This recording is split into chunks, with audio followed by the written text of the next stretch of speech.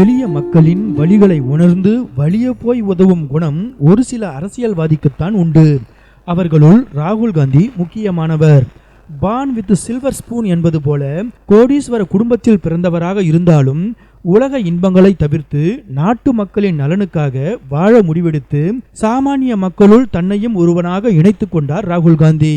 நாட்டுக்காக வாழ்ந்து உயிர் தியாகம் செய்த தனது முன்னோரின் நற்பெயரை காத்து நிற்கிறார் ராகுல் காந்தி. நாட்டை ஆக்கிரமித்து மதவாதத்தை ஊட்டி நாட்டு மக்களை மதம் பிடித்த யானைகளாக மாற்றி வரும் பாரதிய ஜனதா கட்சி ஆட்சியை அகற்றுவதற்கு போராடி வருகிறார் ராகுல் காந்தி. அதன் ஒரு பகுதியாக ராகுல் காந்தி நடத்தி வரும் நீதி கேட்கும் பயணம்தான் பாரத் ஜோடோ நியாய யாத்திரை. பாஜக ஆட்சியின் அவலங்களை ஊர் ஊராக எடுத்துரைத்து வரும் ராகுல் காந்தி தற்போது மேற்கு வங்க மாநிலத்தின் முர்ஷிதாபாத் நகரில் மையம் கொண்டுள்ளார்.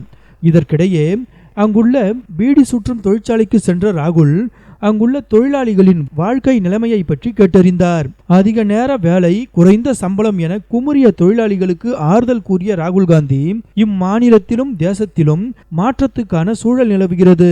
நாளை ஏற்படவிருக்கும் மாற்றம் உங்களது ஏமாற்றம் போக்கி வாழ்க்கையில் புதிய நல் மாற்றத்தை கொண்டு வரப்போகிறது என நம்பிக்கை தெரிவித்தார் ராகுல். பரபரப்பான இந்த சூழ்நிலையிலும் ராகுல் காந்தி வந்து தங்களை சந்தித்து ஆறுதலும் தேறுதலும் கூறி சென்றது பீடி சுற்றும் தொழிலாளிகளை நெகிழ வைத்துள்ளது.